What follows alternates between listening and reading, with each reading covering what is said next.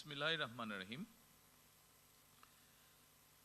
21শে পদক প্রদান অনুষ্ঠানের সম্মানিত সভাপতি, মন্ত্রী পরিষদের সম্মানিত সদস্যবৃন্দ,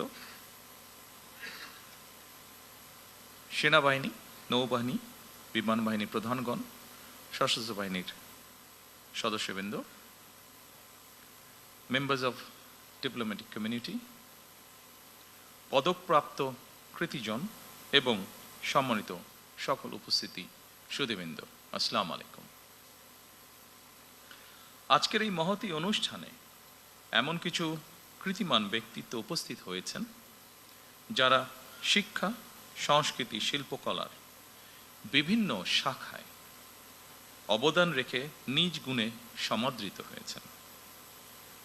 আমি অনুষ্ঠানের শুরুতেই এই কৃতিমানদের জানাই আন্তরিক অভিনন্দন। রাজনীতিবিদগণ রাষ্ট্র পরিচালনার দায়িত্বে থাকলেও একজন রাজনৈতিক কর্মী হিসাবে আমি বিশ্বাস করি জ্ঞানী গুণীজন দিক নির্দেশনার ভূমিকা পালন করে থাকেন। একটি রাষ্ট্র এবং সমাজে কৃতি মানুষদের সংখ্যা যত বেশি বাড়তে থাকবে, সমৃদ্ধি এবং নৈতিকতার মানদণ্ডে সেই সমাজ তত বেশি আলোকিত হতে থাকবে। সুতরাং রাষ্ট্র তার নিজের প্রয়োজনেই জ্ঞানী গুণী মানুষদের সম্মানিত করে।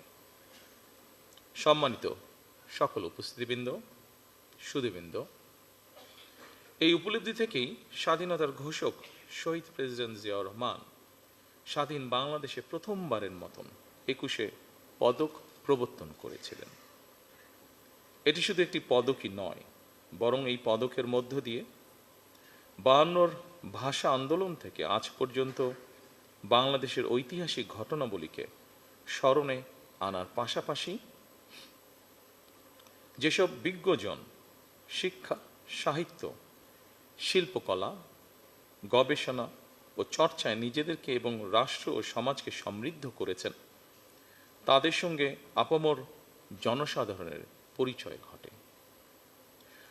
শুরুতেই 3টি বিষয় পুরস্কার প্রদানের মাধ্যমে 1976 সালে রাষ্ট্রীয় সম্মাননা পুরস্কার 21শে পদকের যাত্রা শুরু হলেও বর্তমানে ভাষা আন্দোলন, মুক্তিযুদ্ধ, শিক্ষা, গবেষণা, শিল্পকলা, বিজ্ঞান ও প্রযুক্তি সহ সম্ভবত কমপক্ষে 12টি ক্ষেত্রে বিশেষ অবদানের জন্য এই সম্মাননা দেওয়া হচ্ছে।